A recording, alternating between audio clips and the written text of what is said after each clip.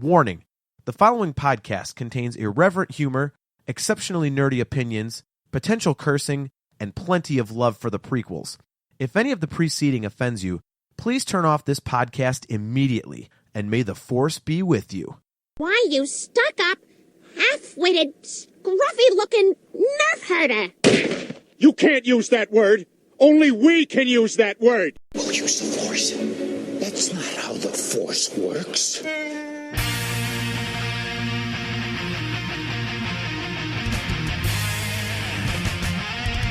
You're tuned in to the Nerf Herder Council, your source for Star Wars opinion, conversation, and debate, featuring your hosts, JT. I mean, they killed his mother. What's he supposed to do?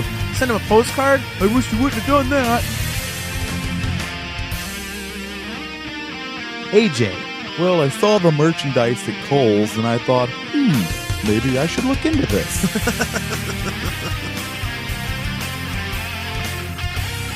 Steve. It's our goal to be played over the loudspeakers in the bathrooms during celebration.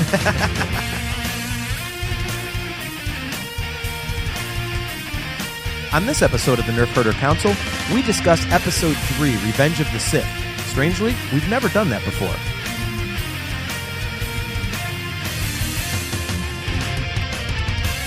This is the Nerf Herder Council.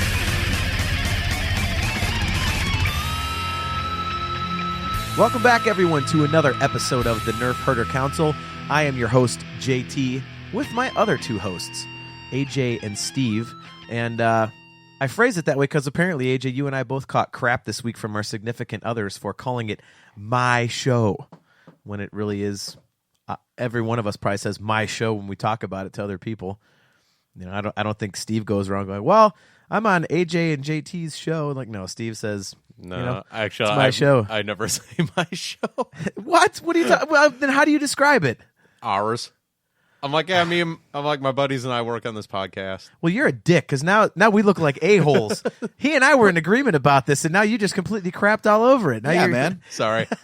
Way to go, man. Well, we were discussing this, and there is no proper convention in the English language for it, because when you say, like, our podcast, and you're talking to someone who's not part of these three people sitting right here in this room right now, it gets really confusing. Yeah. Yeah, my way of explaining it is always, this podcast my friends and I do is, like, it's... Too many words.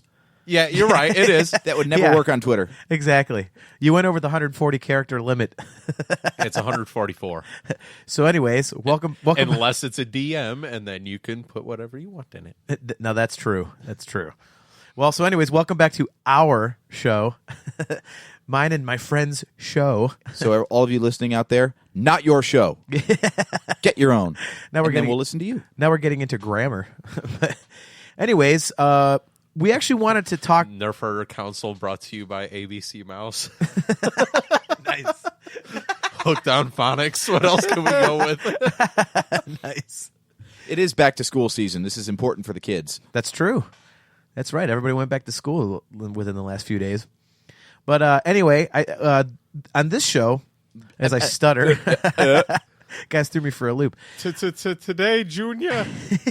So we covered grammar, but not diction, apparently. Apparently not. But no, on this show, we wanted to actually talk about Episode 3, Revenge of the Sith, because we've talked about all the other movies quite a bit, and we have never really touched on Episode 3, which is interesting because Episode 3 is actually my favorite movie basically ever. And to quantify that, I will say that Episode 5, Empire, is actually my favorite Star Wars movie, but Episode 3 is literally my favorite movie. But it's, to explain it, it's because it has a lot of emotional attachment for me, because AJ, you and I went to the midnight movie the night that it was released, and we tried to get tickets for the midnight show, and it sold out. So we got one of the first pairs of tickets for the 12:01 a.m. showing. Yeah, we were 60 seconds behind the hardcore fans. Yeah, and you know what?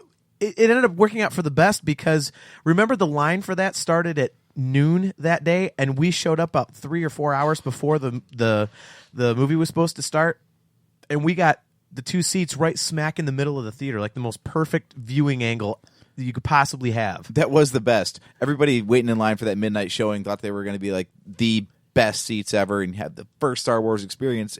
And if they had just waited like 60 seconds, that's a joke, sorry. Yeah, right. They could have had any choice of seat in the house. Yeah. I mean, we had the perfect seats, and we got in there, and we had friends with us, so people we were keeping an eye on each other's seats and whatnot. And it was so much fun because one of our buddies, Jedi Josh, was in the 501st, so he had his gear on, he had his stormtrooper armor, and all these people were dressed up, and we were right there at Cinemark Valley View. There's a Quaker Steak and Lube in the parking lot, so we got to eat dinner, and we're talking a whole bunch of other Star Wars nerds. Everyone was all amped up. The energy was just insane. It was just, everyone was so hyped for that movie. And it was the first time that you and I had actually gone to an opening night together. And so I know I was jacked up to share that with you. Which is amazing. Yeah, isn't that weird? I mean, all the stuff we've done with Star Wars. I mean, Episode 1, Episode 2, like we didn't go to opening night. We saw Return of the Jedi in the theater together back in 1983. We didn't have as much control over the situation then, though. Yeah, I mean, we were just little kids and stuff. So, but I mean, this was like our thing. Like we were so into Star Wars at this point, and then we ended up getting the midnight movie tickets and hanging out with all of our friends and whatnot. And then we sat down at 11 o'clock, and they started showing all the old trailers from back in the 70s, like Episode 4, 5, 6, and it was so cool, and it was just something you and I did together. So for me, Episode 3, every time I watch it, it kind of reminds me of what a kick-ass time that you and I had together. So for me, that's why it's my favorite movie, because I really love the movie. I mean, it's my second favorite of the Star Wars movies. For a quick second, can I just interject? Sure. A little side note, because I obsess about Star Wars every day. That's how we ended up having the show in the first place. Right. I was reading an article this week talking about Splinter of the Mind's Eye. Okay. And embedded in the article was one of the original trailers for Empire Strikes Back. Okay. My God, how different movie trailers are now compared to 1980. Right. That thing was like 3 minutes long, and it was just pure narration, like Shakespearean narration. It wasn't even like quick tags, quick hits, let's show you some footage. And the way they cut things in and out of context, and also had deleted scene, by the way. Remember the deleted scene of C-3PO ripping the warning sign off the door because there were Wampas? The Wampas, yeah. It was in this trailer. And the fonts were all wrong. Like Empire Strikes Back comes up out of the Starfield, and it's actually in that stencil font.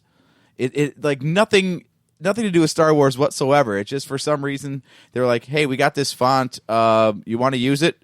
Sure, why not?" Right? Yeah. So it was the most anticlimactic trailer for what turned out to be the most incredible movie. Like it did nothing to sell that at all compared to the original movie, and I was just like, oh my God, this is what movie marketing was back in the late 70s, early 80s? Holy crap. They called whoever, like, hey, did you guys get that trailer for that movie yet? Like, it needs to air in 10 minutes. All right.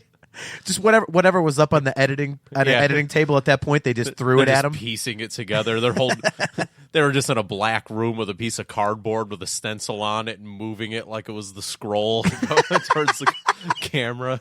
There's a guy on either side, like walking at the same speed, pulling it towards the camera at a 45-degree angle. And that's why it was a deleted scene with 3PO, because they used it for that, so they cut it, and then they lost it when they had to try to piece it back together into the actual movie. That's how it disappeared. Yeah, so it's just stuck for all eternity in a really horrible preview for the movie. Isn't that like how they did the original opening crawl? Was they actually put it on a glass plate and just filmed it? They had a camera moving across it, if I remember right. Yeah, like that. I'd have to go back and look at the special features. I don't want to say for sure. I don't remember, but it sounds familiar. Yeah, I mean, they didn't have such a thing as a computer back then to be doing digital fonts with. So I think that was actually printed out on glass and then like shot, right, and then matted over the Starfield and everything. You mean the words weren't floating through space? Damn it, we just ruined it for you, didn't we? God, next thing you're going to do is tell me Santa Claus isn't real. Don't ruin my lives any further. Well, the words in space were a problem because they're not on any hyperspace maps, so they had ships crashing into them all the time. It was just a big problem. Is that what happened to the Hubble? Yeah, it ran into the or something, or death, or Jedi smashed into it. Maybe it ran into that purple elephant from the Family Guy special. The Mars lander $58,000 clipped an episode 3 logo and right. So back on topic, we wanted to talk about episode 3 tonight, and the reason I bring it up is that AJ, you wanted to lead off with the fact that you actually kind of disagree with me about the movie, and so why don't you explain? Okay, well, first off, so you've explained that your reason for thinking that episode 3 is your favorite movie of all time is because of the emotional attachment that you have to viewing it. Yes, and it's also my second favorite Star Wars movie behind Empire. Okay. So you agree that it is not the best Star Wars movie, but because of all the sentimentality around the viewing experience is why you think it's the best movie ever. Yes, for me, personally. Okay. Well, best movie ever or favorite movie? Favorite movie. Okay. Makes more sense. All right, we're on board with that. The thing that I wanted to bring to the table, because you really, I think you rate it too highly in the Star Wars saga, because you think that it's the best possible way they could have told that chapter of the story. It's close. I don't know if it's best, because then I would have to figure out how I would have done it differently. But I've always thought that, being that you had 5 other movies around it, and see if you agree with me on this, Steve. You had 5 other movies around it. You already know how the whole thing turns out, so there was really no mystery of how the movie was going to turn out. And I thought that the way that they did it was fascinating. I thought it was a very interesting way to play the story out, and it wasn't just a black and white, Anakin's an a-hole and now he's a bad guy. Well, let me set the stage for everybody listening and for Steve as well. The thing that I came across that I didn't like about it in thinking about it was you knew where the story was starting from with episode 2 having ended. So you had your starting point for the movie. You knew that it had to connect to episode 4 by the end of it. So you had the ending of the movie. The script almost wrote itself at that point, because you knew the beginning and ending points of each character and plot thread in there. So it seemed like, in a way, it was the easiest movie to write, because you didn't have to decide where to pick it up or where to leave it off. You already had 2 movies around it that you knew how this thing was going to go. And I don't think that there was anything in the movie that was really that creative on how to tell getting from point A to point B. I would disagree, because I think that because you knew where it went, saying it was the easiest one to write, that would actually make it the most difficult, because you already know where it goes. So you could just literally connect point A to point B and go, there's the movie. And they didn't do that. They still, one of the things that they did is they still expanded on the Anakin character, even though you already know where he's going to be. So they could have really started out with just, him, again, getting more and more evil. And instead they expanded on his character and made him more human. They delved deeper into his emotions. As much as people hate the love story with him and Padme, they delved deeper into that. And I thought it was really cool. I mean, he really doesn't turn officially, quote unquote, evil until near the end of the movie. And even then, it's not just, well, I'm mad, so I'm going to be a bad guy. I mean, he did it because he thought he was saving the person he loved most in the world. So it wasn't your standard, I'm just an a-hole, kind of bad guy turn. It was... But was that more than that? But was that an episode 3 thing, or was that a general arc of the prequels thing? Because it was pretty clear from episode 1 that he didn't start out evil. It was clear that he was turning dark because of experiences and his decision to try to right things as quickly as possible. Yeah, but they had him say many times, even in episode 3, when he cut off Dooku's head, well, it's not the Jedi way. I mean, he was trying to stay on the good path.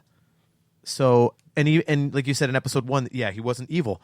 But they showed him when he was being tested in front of the council, that they said, your thoughts dwell on your mother. I miss her.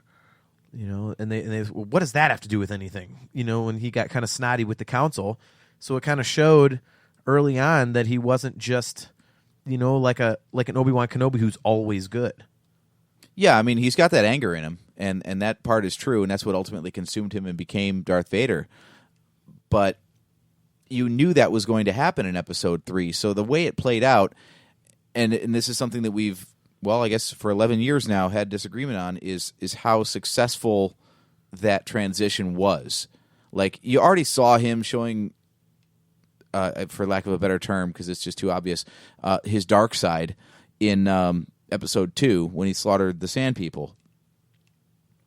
To then advance the story, 6 years, I think, is about the time jump between 2 and 3? I don't think it's that much, but it's a few years, like 3, 4 or something. I think. However long the Clone Wars lasted for.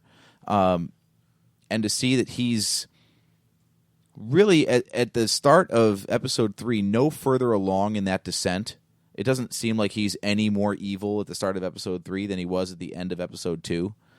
For him to make such a quick slide in that, and I guess the passage of time in episode 3 is a little bit murky, but it seemed like a quick slide from I'm, heroic and brash over the Battle of Coruscant to, all right, well, I'm going to do whatever it takes for my own personal interests now.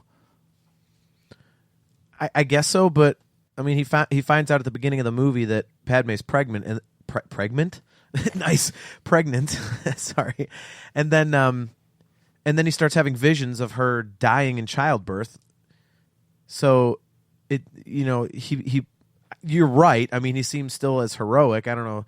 I mean, what do you think about this, Steve? I mean, like, just listening to you guys, I can, and it sucks because my head totally makes me play devil's advocate all the time. Like, I can see, right. I can see both of your points. Like, I can see AJ's point of you have the beginning and end of the movie handed to you on a silver platter, so it should be easy to write the story. But I get your point of, they could have just did a straight line, like you said, A to B, and just been lazy about it, and they didn't do that.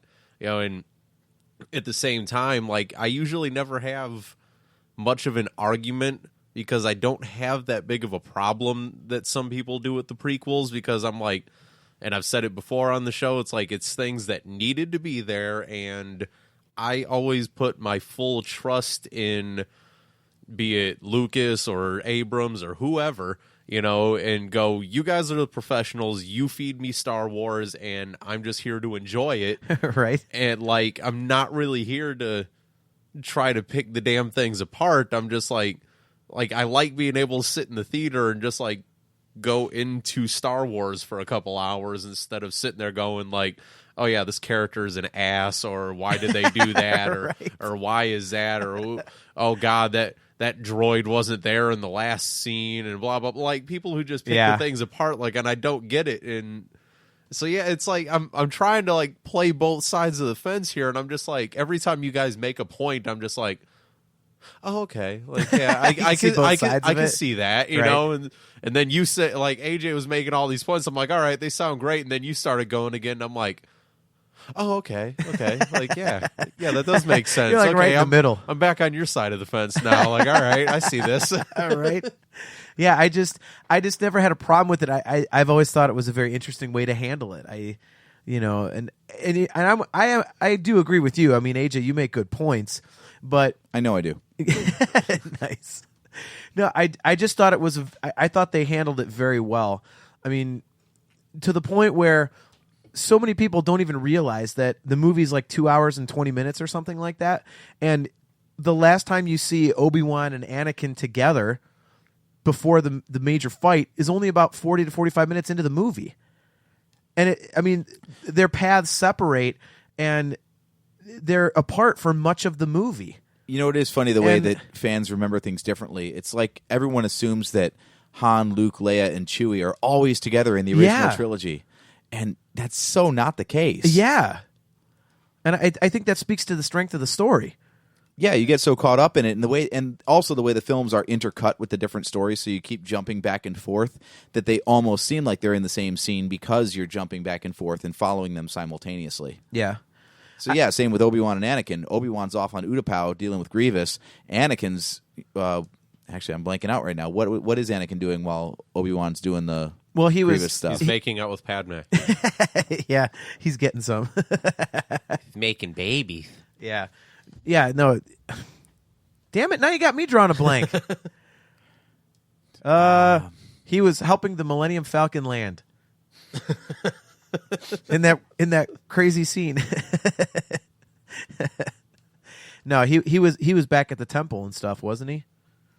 Because he had to go. He was hanging out with with Palpatine.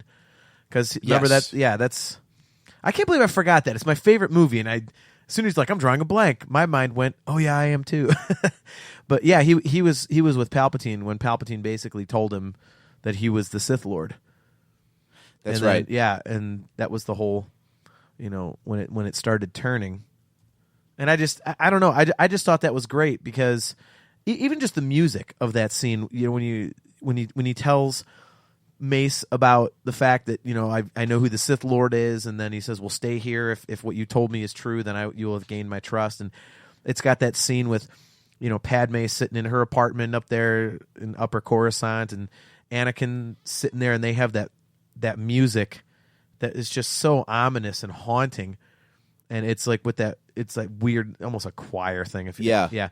And it was just great. And then the whole thing just explodes. Oh, soundtrack wise, I mean, John Williams just did it might be my favorite soundtrack of all 7 films. Yeah, it was fantastic. And again, I always come back to the fact that it just wasn't okay. Well, now I'm bad. I mean, he really was doing it for reasons other than.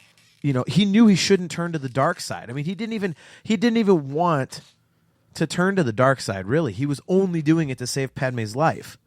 Yeah, that was the only reason. Well, the best, most compelling villains always believe they're doing right. Yeah.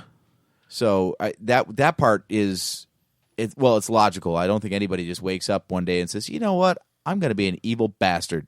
That sounds like a good thing. Right? That sounds like something Tuesday. fun. I want to slaughter some children. Right?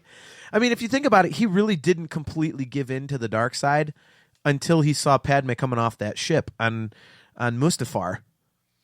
And then Obi-Wan's behind her. He was still like, oh, I'm doing this for the both of us. And then he starts getting into the whole, well, we can rule the galaxy, but it was still kind of a, he seemed, what the heck was that? Are you getting emails in the middle of the show? No, that was a stupid computer telling me about an update virus protection thing. Okay. Well, no, but I mean, he's talking to Padme. It wasn't telling you to execute Order 66, was it? No. Well played. Maybe. But yeah, she comes off the ship, and then he's still kind of, we can overthrow him. Sounds kind of like kid-ish. And then he sees Obi-Wan over her shoulder, and then that was basically like, well, F you. And he chokes her out, and then it's on. Mm-hmm. Mm-hmm. So, and even when he gets into the Darth Vader suit, the first thing he does is ask about Padme. Is she safe? And it just wasn't a standard turn to being evil, and I thought that was really cool. Story-wise, I thought it was very, very good. Cinematically, What would you have done differently? acted better. Well, we've been over that. That's a dialogue issue, I think. That's the thing, though. Is that's one of those moments in film history that is so hyped, and people have been waiting for it for, what would it be at that point? 28 years. 28 years, 1977 to 2005. Yeah. Mm-hmm. 28 years in the making. You have to absolutely eat that scenery. You'd better blow that scene out of the water. And, well, I'm sorry, no offense to Hayden Christensen. I don't know if it was his fault or the direction, but all totaled, that turn failed to live up to the hype. I disagree. I thought it was great. The part that I didn't buy into, I thought, and no offense to Natalie Portman, I know she's an Academy Award winner. Her being force choked, it was just, it looked so non-believable. Well, she was pregnant. You can forgive her for that. Well, whatever the heck it was, I don't really care, because the dude in the first Star Wars movie, she wasn't really pregnant. That was just Padme, the character. I know that. But, I mean, in the first movie, when Vader's choking that dude, he looked like he was choking. You're like, oh my God. Padme was just like, and it just didn't look believable. That's because Anakin didn't have like a good grasp on his force powers yet of being able to choke people But he knocked her out, apparently, with the Force choke. Well, exactly. He's not killing people yet. So somewhere between episode 3 and 4, he choked enough Imperial officers to really nail that thing. He was practicing. But yeah, Padme was his first in more ways than one. And so, he didn't really have the whole Force choking thing down to a science yet. He really did start out slow, didn't he? He started with slaughtering the younglings. Let's go against some defenseless children first, cut them down. Then let's work on our Force choke with the woman, a pregnant one at that. The pregnant woman, yes. Domestic violence. We're not going to get up to full-fledged, healthy adult males until about 15, 20 years from now. That makes him sound like such a creeper. Between episodes 3 and 4, he just spent time, Force choking Ewoks and stuff, just trying to perfect his craft. He's like a serial killer who starts on small animals and weaker beings before moving up to people that can actually fight back. That's why you don't see any of those random space cats, that you do from the Clone Wars and stuff. That's why they're not around in the sequel trilogies. You don't see him around anymore because Anakin just went around killing them all. He's like that neighbor kid that we had growing up on Oak Trail in Strongsville, where Martin Dorr, where all of a sudden we didn't hear birds chirping anymore and we couldn't figure out why. Yep. Then I got to know the kid and found out, a couple of years ago, his dad got him his first air rifle. Yep. Well, there you go. Oh my God, that's such a horrible comparison, but And that's why the squirrels stopped coming around. yeah. But no, that Palpatine's scene. like, you're not ready yet. Go out there and kill some cats. No, but I thought that scene was awesome because I thought Hayden Christensen. People talk about the acting. I thought he seemed really pissed in that scene, and then with the Which scene? where right before he fights Obi-Wan. Okay, on Mustafar. okay. And So the line of "If you're not with me, then you are my enemy." That one. yeah, I had no problem with it. It's it's true. It's it becomes black and white to somebody who's evil. It's like, well, are you a good guy? Well, then I hate you. Screw you. I mean, there is no gray area. It says only a Sith deals in absolutes. Yeah. Thank you for bringing up that line because I was about to switch over and say whoever wrote that line in the script should have been fired. Why? What's so bad about that? Only a Sith deals in absolutes. That's an absolute. You're a Jedi using an absolute. Boy, are you digging into that? I mean, Only a Sith, except for this one time, deals in absolutes. all right. I can't deny that Wait. you're. Yeah. I just figured it out. Okay. Now, knowing what we know from episode 7, Obi-Wan is Snoke. Yes. We have never come up with Obi-Wan as Snoke. We've had everybody else as Snoke, but We just pieced it together just now. You're welcome, Disney. watch, it comes out that he actually is Snoke. Like, oh my God, what did they do? Oh my goodness. The Clone Wars. He they just brought fell back through Darth a Maul, hole in but the floor of the Death Star. yeah, that's what it was. It was like a magic trick, like the magic box where he gets in the box and then the thing collapses and he's The actually on robe the was floor. just so loose that it just he just fell out of it. he was standing over the laundry chute the whole time. Right? There's like a naked old man down there in the laundry, and the stormtroopers are like, "What the hell is this?" Oh, that's that old Jedi that was fighting Vader. Ew. That's actually what Vader was trying to do when he stepped on the cloak. He's like, "Come on, you forgot the actual laundry." He was trying to kick it down the hole. He's trying to kick the Jedi rope down the chute. Ben, do you need this? Right? Oh my God. Yeah, no, you're right saying that's an absolute. Obi-Wan saying only a Sith deals in absolutes. But I mean, that's kind of nitpicking if you think about it.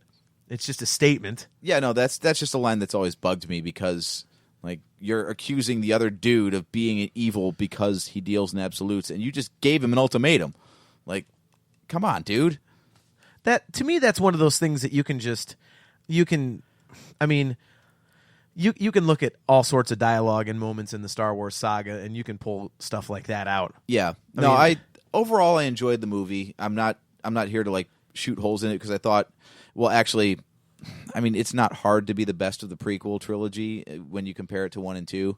I mean, as we've discussed, we all love all 6 movies, but if you're going to try to put them in order, then someone's got to be last.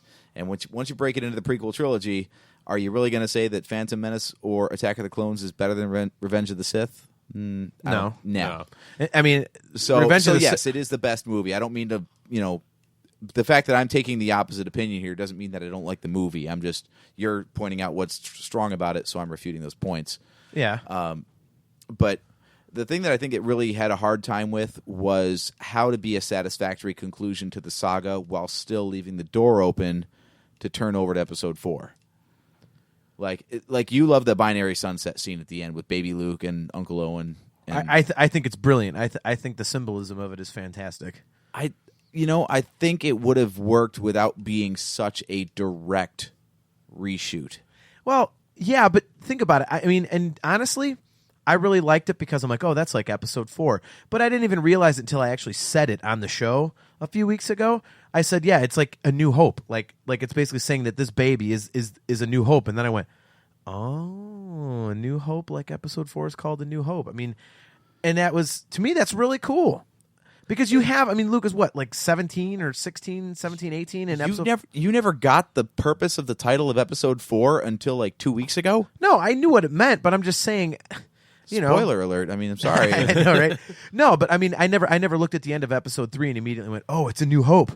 I like saying that's... at the end of Episode 3, they're calling him the New Hope in a way. That really just falls on people's taste, though.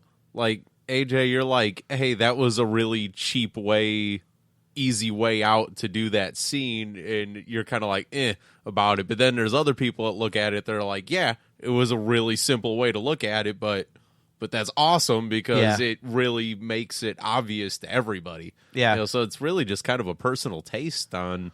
I thought as soon as you saw the homestead in Episode 2, the connection was made. You didn't need to actually go like shot for shot on it. Well, it's like when we had our friend Jeff on, and he was complaining about the ending of Episode 3. I mean, what are you going to do? End it with Vader, and then just cut? Screaming and then credits? Yeah, I mean, you could do that, but then I thought it was just that little bit of blending, saying, okay, there's more coming. We all know there was more stuff coming, but I thought it was cool to have that little bit of extra just to tie it in. And you and I actually discussed it on a show before, AJ, that it provides in a very dark movie, because let's face it, Episode 3 is basically a downer the whole time. Yeah. I mean, it provides that little bit of light, and so basically the whole thing doesn't end with, well, get ready to edit. The whole thing is you know what I mean? I mean, it really provided that little bit of, okay, there's potentially something good that can come out of this. It does you're not just depressed the whole movie, and then you leave. You're like, man, oh man, someone give me a razor blade so I can slash my wrists. Yeah. So yeah, I liked it. It's no Dark Knight Rises, that's for sure. Nice. I wasn't a cutter until I saw Star Wars Episode 3. And there's your new tagline for the beginning of the show. But again, speaking of shot for shot, you're all caught up on Clone Wars now. You've seen it all, yes? Nope. Have you seen through season 5? Nope. Dude, Just spoil it, man. Just it's fine. Yeah, at this point. well, I'm trying to discuss an actual scene that I'm making a visual comparison. So if you've never seen it, it's not going to make sense. Well, if you're a good director, you'll make us see it now. Fine. All right. Describe it, you bastard. AJ's making his directorial debut. So the Battle of Coruscant. You know how Obi-Wan and Anakin come swooping in with their interceptors? Yeah. And the whole scene is basically those two flying side by side, and then there's buzz droid problems and all that sort of stuff. Yeah. The beginning of the final arc of Season 5 of the Clone Wars, with Ahsoka's exit from the Jedi Order, is that. It's those two flying a mission, Anakin and Ahsoka, and there get to be buzz droid problems, and Ahsoka has to save Anakin's butt from the buzz droids on his ship. So where does this tie into Episode 3? So it's another mirroring of the same way that Episode 3 took shots from Episode 4 and was like, okay, we're tying into this next. So let's put that shot in this movie. That episode of Clone Wars took From episode episode 3's intro Okay. and put it right in there because it butted right up nicely to episode 3's I will intro. say, Okay. as he was explaining that, when you said there was buzz droid problems and so saved so-and-so, the thought going through my head, the picture was the exact thing of Anakin dragging the wing on top of the other one and knocking Yep. the buzz droids off. So, yeah, like Yeah. seeing that was what I was, envisioning in my head when. So AJ might have a future as a director, is what you're saying. Yes, as long as he sees another movie first and mirrors the. So I'm J.J. scene. Abrams. Oh, shots fired! Shots fired! That's a whole different topic. Yeah, We, the same way we're focusing on episode 3 tonight, we will focus on episode 7 soon. yeah. I don't know. I just I don't. There's so much of the ending of episode 3 that I get why for audiences it was in wrestling parlance, a cheap pop.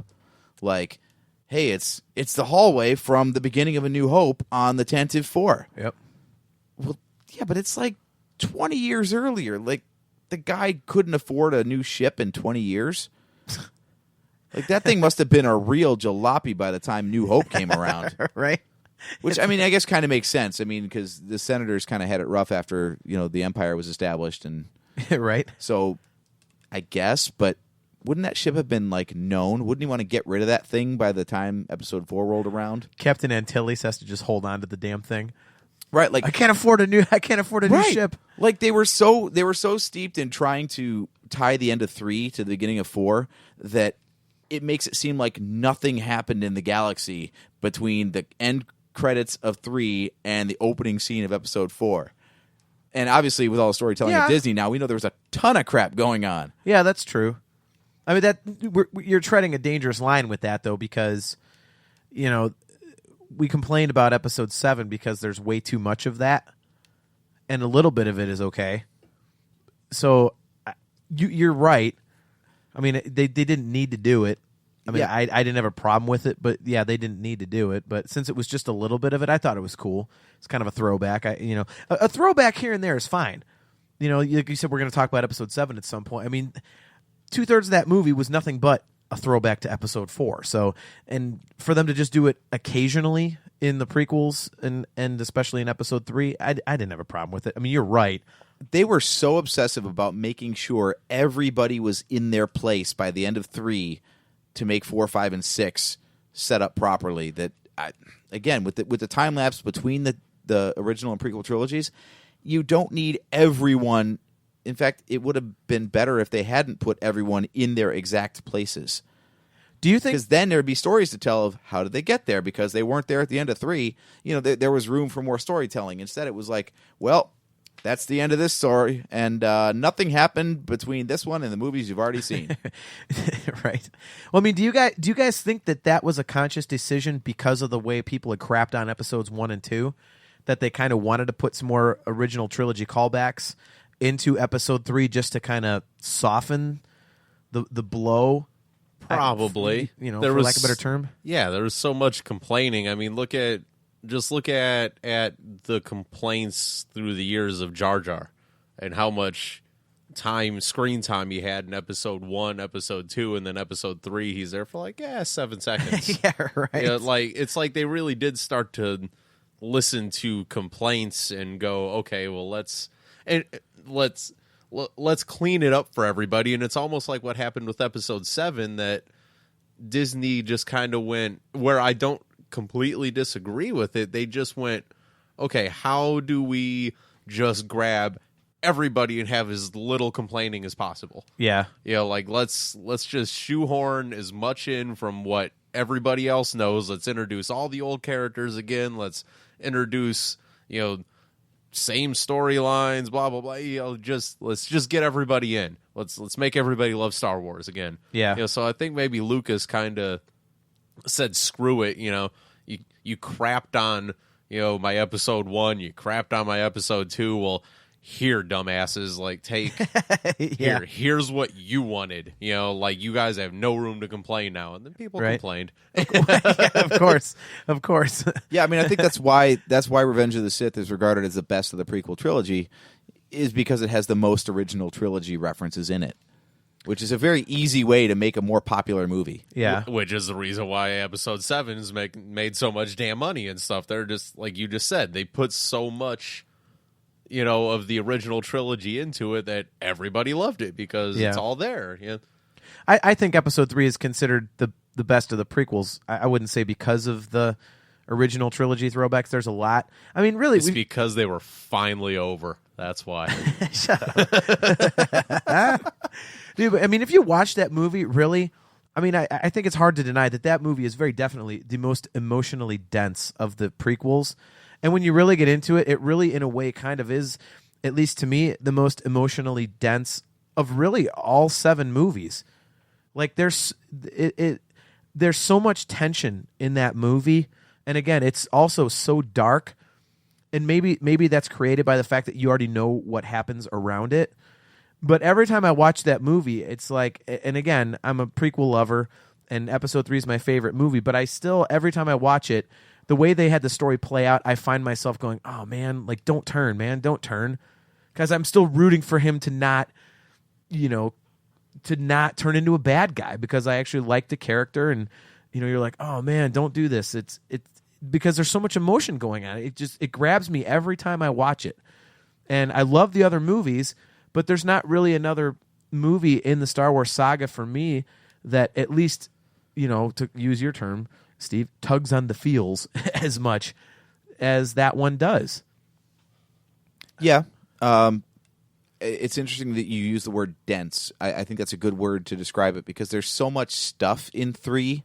Because Episode 2 left off with the beginning of the Clone Wars, which is like the pivotal crisis in all of Star Wars storytelling to date. EU notwithstanding, in any other wars with the Jedi or the Mandalorians or anything in Old Republic and all that kind of stuff. Yeah. But as far as the movies go, like, the Clone Wars is the biggest conflict in the history of the galaxy. And we see it start, and then we see it end, and we don't see anything in between. So there's this huge gap. So you have to, like, catch everybody up to speed on the state of the galaxy at the beginning of 3, and then get all the way through to Anakin falling, Empire creation, and Vader rising from the ashes, all in one movie. It's a huge chunk of story to tell. And we've talked about this before, where if there's any criticism of Episode 1 that I think is the most critical, it's that it took up a whole movie with events that had almost no significance on the subsequent 2 sequels, where they could have used that extra 2 hours to tell the story that they try to convey in 2 and 3 alone. Yeah, I mean, I could see that. I mean, really, Episode 1 is, to me, it's kind of like, it's more about how the Empire started, whereas 2 and 3 are about how Anakin Skywalker became Darth Vader.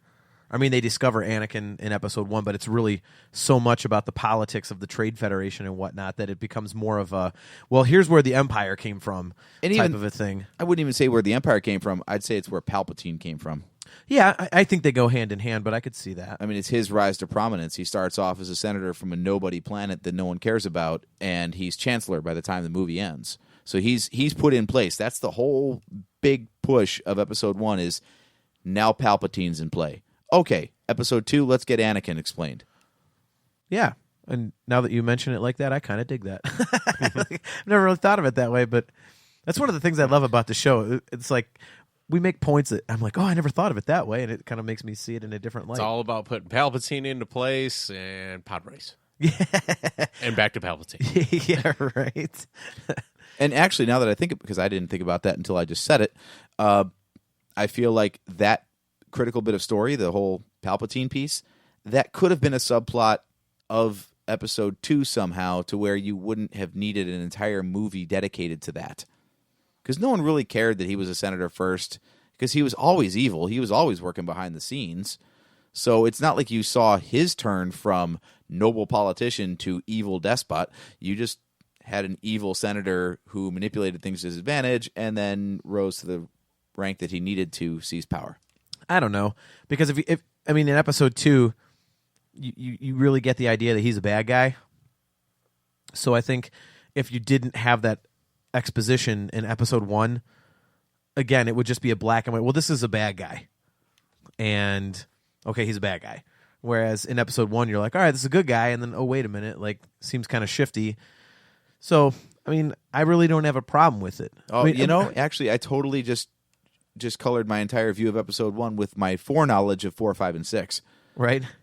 You're right. If you just see episode 1 from the outset, you have no idea who Palpatine is. Therefore, you don't know that he's actually evil from the start. Yeah, I mean, think about how many people that we know that are new Star Wars fans that came into the prequels not really being as into it as we are, and to them, well, nobody we know because we would have told them to watch the movies in proper order, right? But yeah, I mean, people that come into it fresh. I've had some of my friends do this. They've asked me after watching episode 1, well, is that Palpatine guy? Like, he's good, right? They're not sure. Whereas if you go into episode 2, just the different shots they have of him and the way he acts at times, like you're pretty sure something's up there. But people that are new to the Star Wars saga, they're not sure. It's kind of ambiguous, and they're really, but to them, he's a good guy. Okay, now he's the good guy leading the Senate. But there's that teeny little bit of. I know we're trying to stay on episode 3, but really, I mean, no one could actually see that it was the same dude under the cloak that it was in the Senate. I thought they were pretty thinly veiled. Well, don't forget though, like you just said, our knowledge is tainted by how many times we've seen episodes 4, 5, and 6. So we know. I mean, and not just so much of the fact that we know the character. We know what the hell Ian McDiarmid's face looks like. I mean, well, that's what I'm saying. Like, his face looked the same. His voice was the same. There were enough visual and auditory clues in that film alone to know that the guy under the hood was the same dude presenting to the Senate and talking to the Queen. And then they kind of spoon-fed it to you during Qui-Gon's funeral and stuff. Yeah. So. Yeah. I mean, but really up until that point, I mean, they really pretty much portrayed him as a good guy, really, I thought. I mean, it's really then when, who was killed, the master or the apprentice, and then they cut to a shot of him, and it's like, oh, wait a minute, why are they showing this guy when they're talking about the Sith? You know what I mean? And then we'll watch your career with great interest, stuff like that. I mean, and this is probably why, what is it called, the Machete Order? Yeah. I mean, that's probably why that exists. And what is that? It's what, 2, 3? How does it go? It goes 4, 5, 4, 5, 2, 3, 6, right? Yes. Okay. I've never done it in that order. But I mean, that's obviously why it exists, because so many people. You forgot people. number 1. You said 4, 5, 2, 3, 6. Well, no, the Machete Order. You just cut it out. Yeah, the Machete Order doesn't include episode 1. That's what it's there for. All right. Yeah, I never watched it in that order. Yeah, so they basically say you figure out who Vader is, and then after the reveal in episode 5, then you go back to episodes 2 and 3 to figure out how he turned into Vader, and then at the end you figure out how the galaxy. I completely disagree with that. I just think it's dumb, because you're like, all right, here's who Vader is. Now we're going to tell you his backstory.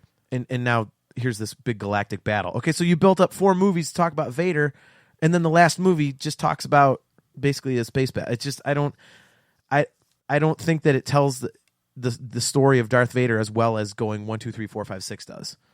And maybe that's just me, but I don't think it does as much as it could. I want to try that sometime just to see, but again, I can't really go into it with an open mind.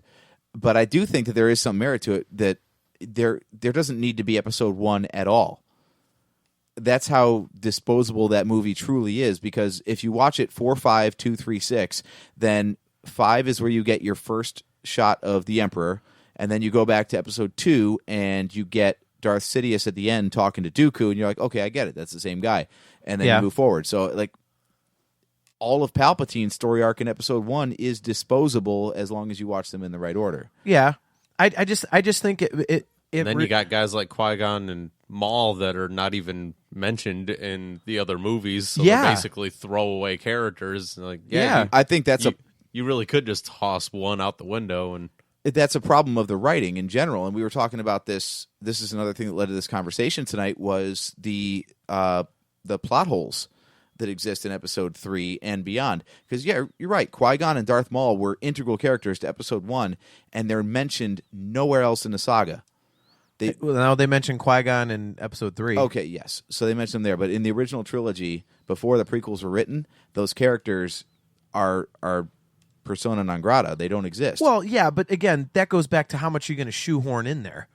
I mean, Yeah, I mean they could throw any Jedi's name in there. It's not like the guy had to be on screen. You know, there's how many names were thrown out that we either never saw or saw for half a second during like Order 66 or something. Yeah, like exactly. That. Okay, well, here's one of the ones that's always bugged me. If we're really going to go into this, let's talk about Empire Strikes Back. And when Obi-Wan says that Luke should go to Yoda because Yoda is the Jedi Master who trained me. Well, I get that Yoda crossed paths with every youngling in the temple and gave them their first training, but then every youngling becomes a Padawan of a master and trains under the master for, it seems to be about like 10 or 12 years, like from age 6 to adulthood, basically. So for Obi-Wan to say that Yoda was the dude who trained him, I'm like, wait a minute, what about that Qui-Gon dude who was with you from whatever age you stopped being a youngling to when you became a Jedi Knight? Doesn't he count? You mean the guy who was, I don't know, dead? How's he going to go get trained by Qui-Gon when he's dead? I'm not saying go get trained by Qui-Gon even though he's dead. I'm saying don't give Yoda credit for training you when your master, the one that you really learned most of your life under, is Qui-Gon. Again, this is nitpicking to me because So wait, isn't it nitpicking? So he kept training under Qui-Gon after he was dead. That's why he did so when he fought Vader in the Death Star. Right. And he just turned his lightsaber off and died. That would be right. That was Qui-Gon's final lesson, was let the Sith Lord kill you. Yeah, let him cut you down. No, I mean, It's all coming together. they in episode 5 it was already written, so when they get around to writing the prequels, I mean, that was something that they added to the story. And to me, yeah, Qui-Gon taught him, but then again, Qui-Gon got cut down, and Obi-Wan was learning under Yoda after he was a Jedi Knight. Like, after Qui-Gon, he was learning from Yoda. I mean, even at the end of episode 3, he says, you know, in your solitude or whatever, I have training for you. And, you know, he was still teaching him and stuff like that. I mean, that's one of the... I mean, see, this is why you need to watch the rest of the Clone Wars. Because guess who showed Yoda about Force Ghosts? Qui-Gon. Yes. Yeah, I know that, but again, I mean, it's one of those things where you can't explain everything. And I mean, you're talking about shoehorning things into the prequels, but I mean, to just say that Yoda was Obi-Wan's teacher all throughout the prequels is kind of shoehorning that in. I mean, do you agree with me, Steve? I mean, it's kind of, okay, well, he said it in episode 5, so we have to show that all the time. I mean, that's kind of lip service to the original trilogy, which is something that we kind of complain about with, well, not kind of, we do complain about episode 7. All right, well, let's keep it on episode 3 then. How about the scene, the birth scene? Okay, because this is regarded around the fan community in general as being a problem. It's awful, I have to admit. Because of the exchange between Luke and Leia on the bridge in Ewok Village in Return of the Jedi, when Luke asks Leia, do you remember your mother? Your real mother? And, you know, Leia has memories of her real mother. But Padme dies in childbirth. So how does Leia have memories of her?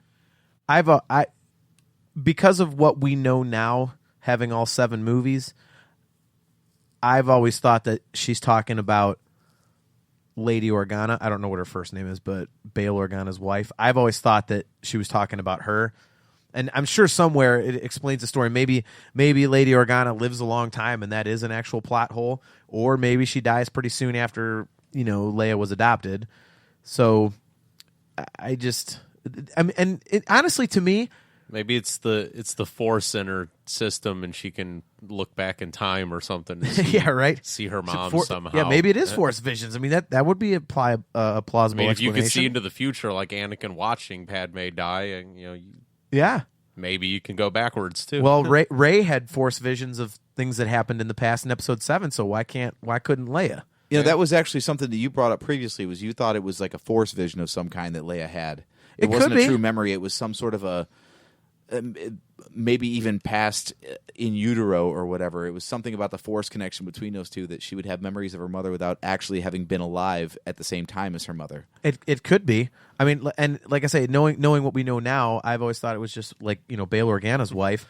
But also, I mean, honestly, to me, since we're on the topic of plot holes, that scene in Jedi really is kind of the only thing, at least in my opinion, that they never really explained away.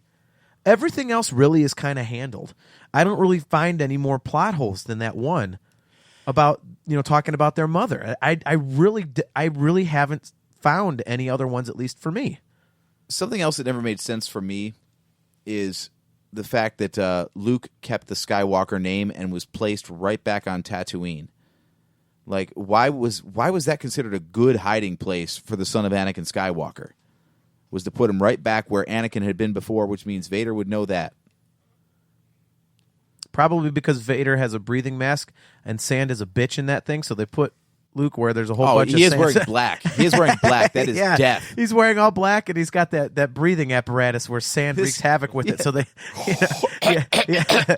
get me off of this planet. Steve, this gets back to your whole thing about Vader and fire and heat and everything. Like, yeah, put him on a desert planet to ward off against the guy who's wearing black all the time and sealed in his suit. Right? Again, that's something you can nitpick, but I mean, Tatooine is a planet we're familiar with. The safest place would have been the lava planet. Yeah. Okay, two lazy things as far as like who's got to hide from the Empire now. One, don't give your kid the same last name as the guy you're trying to hide from. Very true. And two, I'm pretty sure when you get put under, what's it called when the police like hide Witness you protection program? when you're on witness protection, I'm pretty positive they're not going to slap the same old last name on you. Oh, he'll never Google search this one. It's his own last name, and they're not going to drop last place he looks. And they're not going to drop you off at your uncle's house. Right? Let's give him the same last name and leave him with family that the evil bad guy already has met and is well aware of. Like Vader's just like, should we check Tatooine? And he's like, no. There's no way that right? He's down there. There's none. Well, don't forget, it's implied that Vader thinks that Padme died in childbirth, so he doesn't know that he has kids. I mean, that was kind of implied. But there's a kid traipsing around with the name Skywalker. Don't you think they would have checked on that a little bit? Well, why? He thinks they're dead. He's not going to look into it. When some random kid's running around on your old home planet with your last name, you'd think you'd want to go at least send a trooper down to check it out, Right? Send down one of the incompetent troopers. If you really want to tie up all loose ends, every loose end of Anakin's existence so Vader can be a blank slate, then yes, you are wiping out anyone who knows about Anakin, which means Owen and Beru, they were dead long before Episode 4 if the Empire was doing its job. But they're not out looking for a kid. That's the thing. But they are out to squash all memory of Anakin Skywalker and the Jedi. Well, but the only memory of Anakin Skywalker is the fact that he's Darth Vader. They don't know that there's family. The only family they were aware of was Padme, and she died in childbirth. So what else are they going to do? I mean, Owen and Beru were Luke's uncle in Episode 4, but before that, they were just someone who was related to Shmi by marriage, really. Yeah, so I feel like they would have and their considered that a loose end and wiped it out anyway. Well, their last name is Lars, so I mean it's not like they were Owen and Beru Skywalker. So even if they're looking for Skywalkers, they're not going to find them. Well, they got what was coming to them anyway. It just took a little while. Maybe he spelled Skywalker differently. It was a different language. Lars in Star Wars language actually is Skywalker or something. There was a hyphen in it or something, and they. All right, it's pronounced Skiwalker. They're Polish. It's Frankenstein. Frankenstein. What's Igor? Besides, that actually wasn't the laziest thing. Speaking of witness protection and how to hide, Ben Kenobi, you change your first name, but you hang out in your Jedi robes anyway. Again, on the same planet that the guy you're hiding from came from. Yeah, I mean. Again, this is stuff that apparently witness protection in a galaxy far, far away a long, long time ago was not very good. Yeah, I mean, right? Luke pieced it together in one sentence. Obi-Wan. What if he means old Ben? Okay, so the farm boy gets it, but the Dark Lord of the Sith doesn't. I mean, that's a good point. To me, it's just like Episode 4 came first. So, I mean, are you going to explain away every last detail? I mean, think of all the things you'd have to explain. You wouldn't have any room for new stories. To back up your point, in 1977, I'm pretty positive, regardless of the stories that Lucas had, I'm pretty sure he had no intention on making movies leading before Star Wars. Like, according to rumor, he had the outline of the story, but it wasn't like it was. The whole thing was, well, I better explain why his name is Ben Kenobi instead of Obi. I mean, he these had little all these PP stories, and he details. was just like, it's not very good until you hit right here. Let's just start. Let's just start the movies here. Yeah, right. I'm never gonna worry about this other crap. And then 20 years later, they're like, "Hey, George, you should make them other movies." He's like, "But there's so much crap that like I can't go back and remake Star Wars like to make these damn lines sound legit." Right. The whole prequel trilogy is just him like fleshing out things that were actually said in the original trilogy.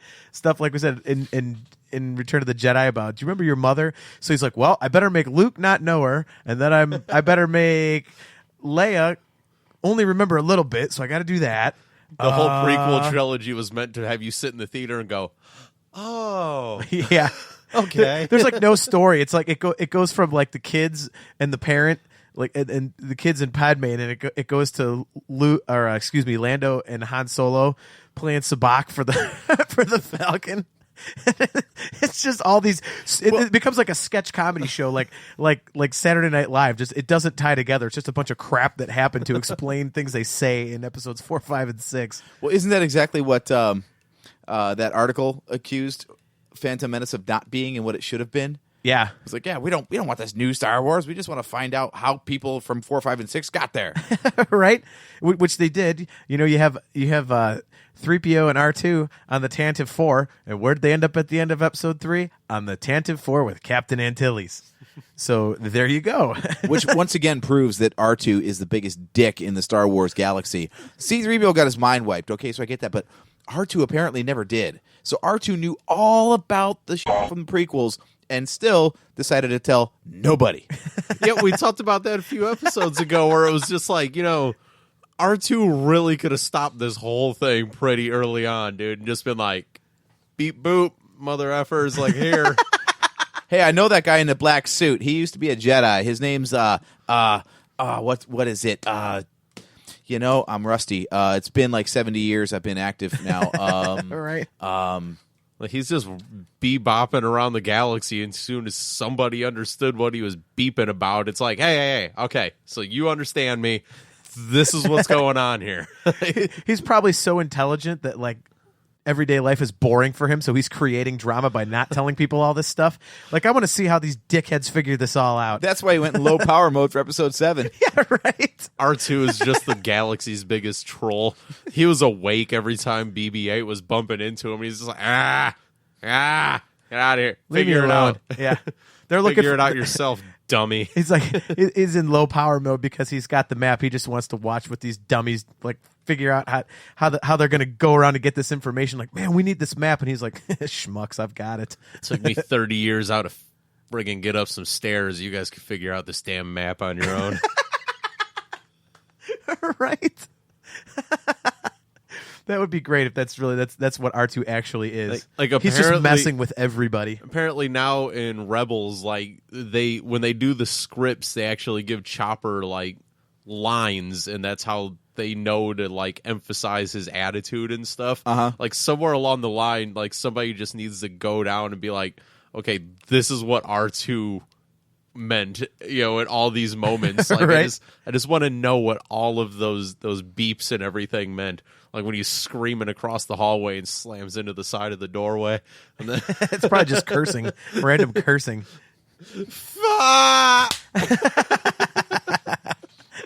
Would it be great if episodes 8 and 9 is more of just R2? Like they get through the whole movie to find out R2 had the information all along. So he just literally he's just so bored. He's like, he's entertaining himself watching these people just the end of running episode around. 7. They're watching Rey start going up the mountain and everything. You just see Chewie and BB-8 and R2 down by the Falcon. And R2 just turns his head. He's like whispering to BB-8, like, I knew he was there. Known for like 35 years. R2 is Snoke. There's one we haven't come up with also. We have 2 new Snoke theories Hey, in this he's episode. got a holo projector, so, it makes sense. Very true. Yeah. That kind Very of puts true. him at the head of the list right now, doesn't it? All right. But yeah, I think it's hard to really get a sense of where. I'm sorry, I'm jumping way back onto topic for a change. That's okay. It's hard to get a sense of how effective episode 3 is because you have to view it in a few different contexts. We were talking about this, how it's the last of the 6 original movies, so it has to be a conclusion of sorts. Yet it's also in the middle of 6 films, so it can't wrap everything up with a nice little bow and leave all doors shut. It has to open to the next movie. So you have to have a conclusion that doesn't actually conclude. It's a very tough thing, and I think that's kind of one of the problems with it is in wrapping up the prequel storylines, it's very effective. Order 66 gets rid of the Jedi. We're all good with that, and we get Anakin turning into Darth Vader, and while I think it could have played out better on screen, the story was solid about that. But then the way they took the ending of it and shoehorned in all of these scenes, and thank God they cut some of them because there was a little bit with Yoda's escape pod actually touching down on Dagobah that was cut. Yeah. Which again, we didn't need to see that. We saw him escape and saying he had to go into exile and all that stuff. We didn't need to see where he went. We knew it was Dagobah. It's cool. That's why they cut it. Actually, they even say that in the commentary of that deleted scene. Yeah, so that they didn't go so heavy-handed with it, but so much of the final scenes of that movie were just making sure you knew that they had paid attention to what was going on for the next movie. You see the shell of the Death Star, and you see young Tarkin on the bridge, and there's Vader in his suit, and it's, okay, we get all that. We know where they are at the start of episode 4. Or we'll learn that if we haven't seen it yet, if we're a new audience member. I don't think they needed to just hand it to us on a silver platter and say, all right, the saga continues in episode 4, A New Hope. Yeah. I mean, the Death Star thing, you could make the argument that they showed at the end of episode 2, the little thingy, the digital thing that showed, if they find out what we're building and it showed the Death Star, the little digital so, you could look at that and say that it's confirming the fact that the Trade Federation, the Separatists, were actually kind of like, that was the machinations, however you pronounce it. Machinations were already in place to start building the Death Star, and that there was stuff going on behind the scenes because, you figure to have the Death Star that far along, it was obviously somewhere they were building that thing before the Clone Wars came to a head and, the good guys won or the bad guys won, whatever. They were building that somewhere. So you could look at it that way. You do make a good point. They don't need to show that, but you could also look at it in terms of, what I just said. I guess if you take it just on the films, they want to show like, okay, they had plans in 2. They've actually started building on those plans in 3. And then in 4, it's done. Yeah. So there is a progression there, but, I don't think they needed to play quite so hard into this is right before 4. Yeah, I could see that. Again, I thought it was kind of cool that they had that little bit of tie-in. I didn't have a problem with it. I could see where people would say it's not necessary, but I like the fact that they did it. And you tried to be slick with that can opening, but trying to keep it off, Mike. Good luck with that. Hey, I was chuckling when I heard that. Yeah, right. It's very obvious. But the final 30 minutes of my commentary is brought to you by Kona Brewing Company's Longboard Island Lager.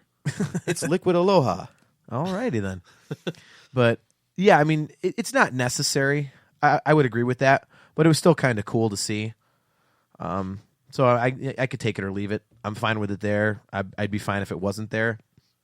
I just kind of the one thing I will say is that if it had just ended with Vader, becoming Vader and going no, and then the movie ends. You're just like, to me that wasn't really a satisfying ending because it really basically was. Again, the movie was so dark that to leave it on that note just didn't feel right to me. Mm-hmm.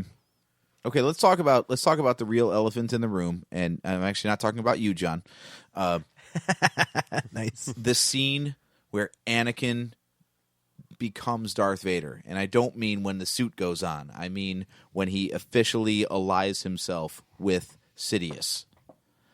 I pledge myself to your teaching. Right. Yeah. Okay. That scene is so, big word again, Steve, get ready, maligned. Do you know that word? Yeah, I've heard that one once. Okay. Just want to make sure I didn't lose you on that one. You act like he's a moron. It's because I am. That scene is It's so also- ready, Steve? Bad. Do you know? Oh, Do you know that word?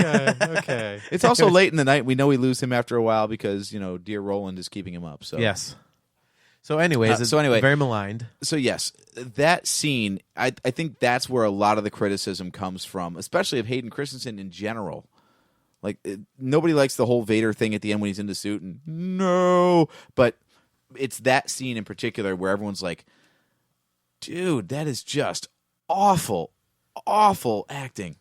Like, I do, like, for me, the person that says, all these things needed to happen that way. I do remember, like, even the first time I saw episode 3 and it got to that scene that it was just like a, huh?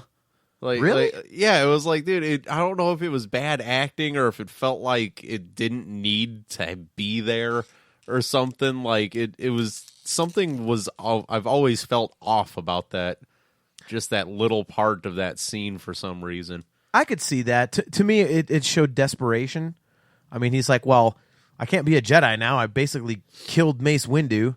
And, he was at such an emotional tipping point because of everything all the Force visions about Padme and stuff. And then he basically helped kill Mace Windu. It's not like the Jedi are going to welcome him back with open arms. He basically went, well, I mean, at that point, there was really nothing more he could do. Right. Because he couldn't be a Jedi. He was having these horrible visions about Padme, and he knew how powerful Palpatine / Sidious was, so his only option going forward was to align himself with Sidious. So help me understand this then, because this is why it's never played out for me in any sort of logical way. He is the one that actually goes back and tattles on Palpatine in the first place. Says, hey, here's the Sith Lord. He told me, let's go get him. And then he changes his mind? Like, he doesn't know what they're going to do to him, him being Palpatine. They don't know what they're going to do to Palpatine when they confront him. But he does know that he's selling out the dude who has promised the knowledge to save Padme. So he had full knowledge of that and still decided to rat him out. Yeah. Well, and then he's all of a sudden like, ah, crap, maybe I shouldn't have done that. I need that guy. Well, yeah, because he's torn. And then he's so far, so he's torn. I get that. So he rushes over there and then goes so far against his first decision to rat out Palpatine that he is willing to cut off the hand of the second in charge of the Jedi Order to defend the guy that he is saying needs to be arrested. Well, if you remember, though, he said he must stand trial. Mace Windu's like, he's too dangerous to be kept alive. He just wanted to kill him because keeping him alive any longer gives him opportunities to weasel out of whatever's going to happen to him. So, but Anakin says, he must stand trial. Just like at the beginning of the movie where when he beheaded Dooku, he said that's not the Jedi way. He's trying to, and again, that's why I love it, because he's trying to remain good, but there's so many, there's other things pulling him in the opposite direction and once he kills Mace Windu, it's just that tipping point where can he go from there? But he came in and saw exactly how menacing Palpatine was. It wasn't like he came in and saw the dude already weakened and defeated on the ground. He saw him fighting with Mace Windu, throwing lightning and doing all this crazy stuff. How did he not stop and go, crap, man, Mace is right. This dude is dangerous. Well, because, again, the Jedi way, he has to stand trial. Not, we'll just chop the dude to fish bait. I mean, that's not how they do it. So he was trying to go by the letter of the Jedi Order. So was Mace Windu, though. Mace Windu came to arrest him, and then when he put up a fight, then they got into a fight, and he's like, all right, I guess I got to kill you now because you're trying to kill me. Well, yeah. I mean, what else was he supposed to do? All right, now that you're done with your little lightning tantrum, now we're going to put you in handcuffs. Like, no. But that's the thing. Like, where in this whole line of thought did Anakin think, yeah, we can still arrest this guy, and I can still learn what I need to learn? Again, he's torn between both sides. and he's trying to stay on the side of the Jedi Order. So, and really at that point, I mean, he's probably so just emotionally frazzled that he's trying to hang on to whatever good he can, because he's already so attached to Palpatine that, I mean, all right, so I get there's a lot of chaos going on there. And Steve, feel free to jump in if you've got an explanation at some point. But so we've gotten through the whole thing where he has to cut off Mace Windu's hand so Mace doesn't kill Palpatine. I get that. Then he sees Palpatine chuck Mace out the window because he was playing possum the whole time anyway, making it very clear that Palpatine actually had the upper hand the whole time and was just waiting for Anakin to show up so he could play out this whole scenario. Okay. Anakin pledges himself to Palpatine. All right, so we're at that point now. All right, I'm on board. I get it. Palpatine has knowledge that Anakin needs to save Padme. And then, like, right away, Palpatine's like, go kill all the Jedi. How does Anakin not at least pause at that and be like, whoa, dude, I was just trying to save my wife here. I'm not talking about, like, slaughtering dozens, if not thousands of people in your name. You can look at it that way. I mean, if you want to delve into it, I would think that it's kind of like the fact that he bought in so fast and so hard to everything Palpatine said. That's the thing. Like, he turned in Palpatine, so he obviously knew right from the start that Palpatine's not a good dude, but he's useful to Anakin's personal agenda. But then with all the stuff that Palpatine had him do that was just barbaric, how did he do that so quickly and apparently so easily? Well, because that pull to the dark side was in him, and at that point, when he slaughtered children. Well, maybe they were punks. There you go. All right, show's over. Thank you. I hate the hats you're wearing. You little douchebags. No, I mean, at that point, it was probably just. I mean, he's so. You make a good point, but at that point, I feel like if Palpatine had ramped it up a little bit more slowly instead of, oh, you're on my side now. Well, those children, go kill them. Well, I mean, it's at that moment, Anakin was pretty much at his weakest.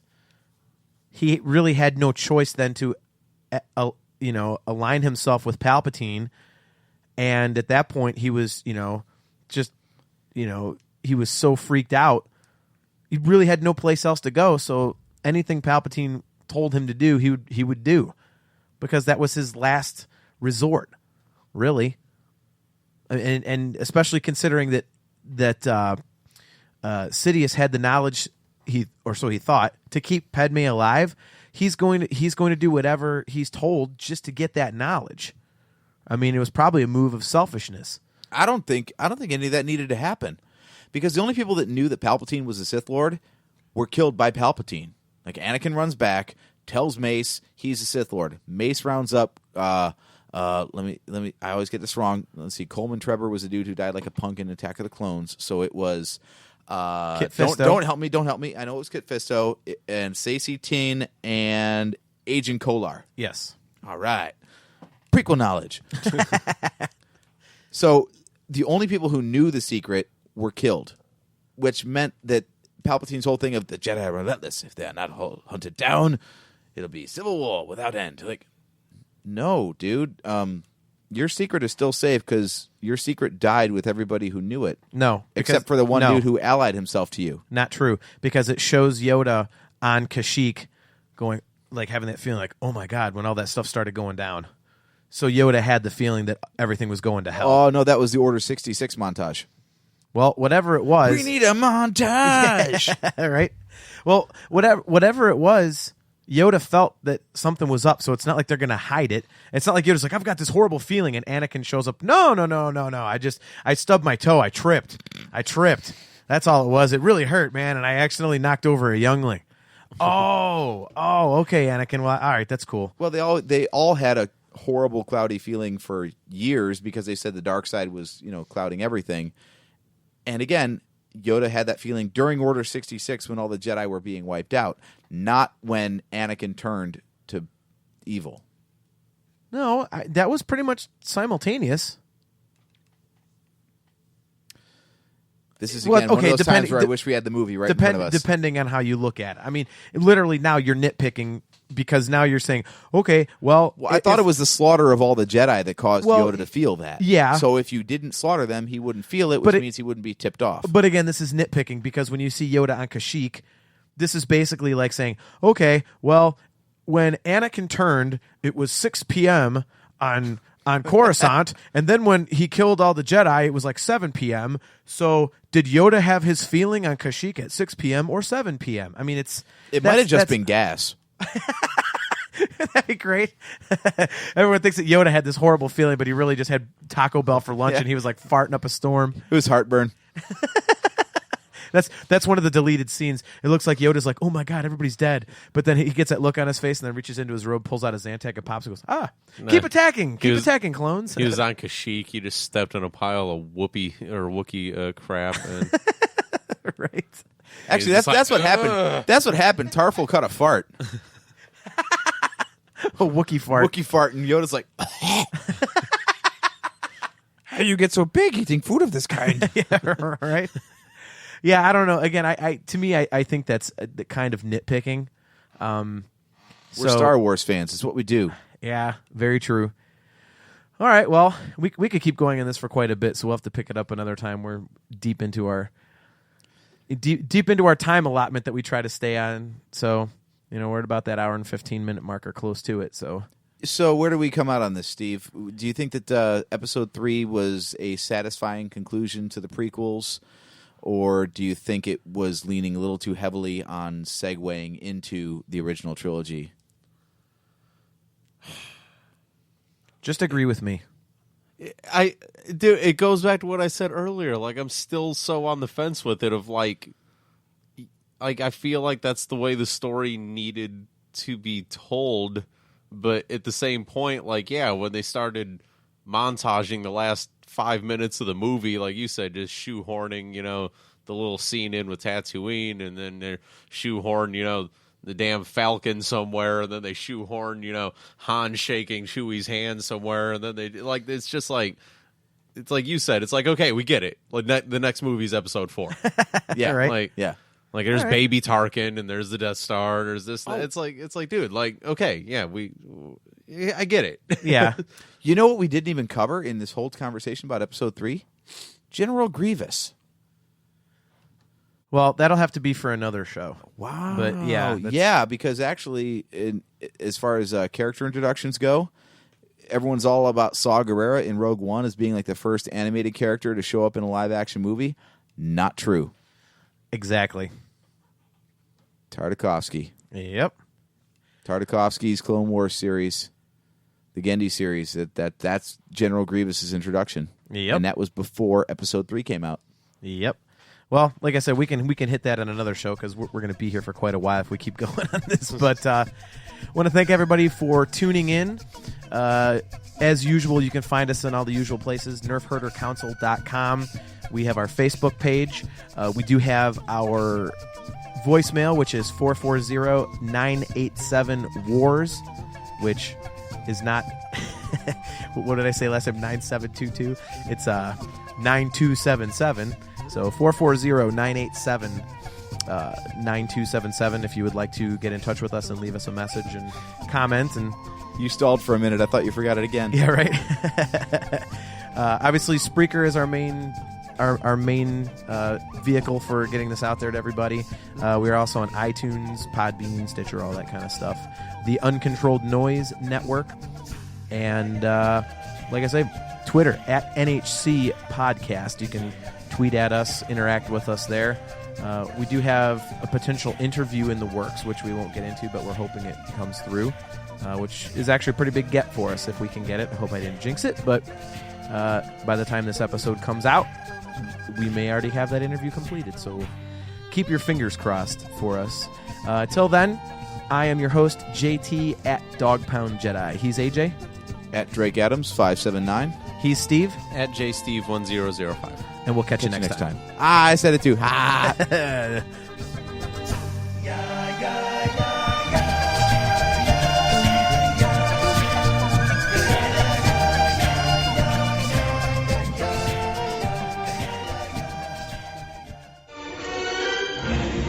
This bucket of bolts is never gonna get us past that blockade. This bucket's got a few surprises left in her.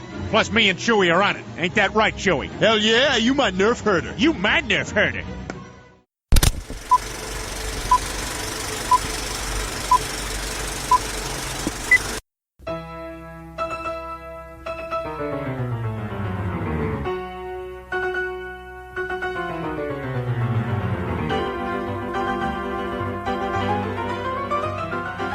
You're tuned in to the Nerf Herder Council, your source for Star Wars opinion, conversation, and debate, featuring your hosts, JT, AJ, Steve. And we'll see how that one turns out. Give me two more. Okay. You're tuned in to the Nerf Herder Council, your source for Star Wars opinion, conversation, and debate, featuring your hosts, JT, AJ, Steve. All right, you're going a little fast, Okay. and you're putting this weird emphasis on your, like, featuring your hosts. Well, because that's how I did it on the original one. Well, change the emphasis to the other syllable. Okay, Because you're like, featuring your hosts, like they're that person's hosts. Like, featuring your hosts. Okay. Let me do it again. We also have to keep the chair creaking out of it. I realized that. Well, I'll stop moving. Yeah, me too. Yeah. Nice. All right, so here we go.